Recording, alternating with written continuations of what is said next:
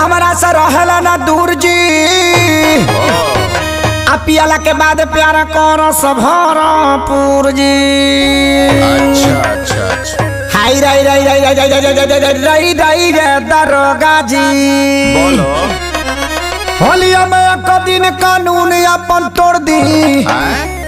अरे होलिया में एक दिन खाती कानून अपन तोड़ दी। क्या है? आ पियाला बड़ा सोया हाय राई राई राई राई राई रे दरोगा जी।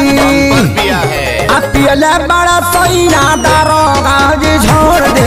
पियाला बड़ा सोया दरोगा जी छोड़ दे।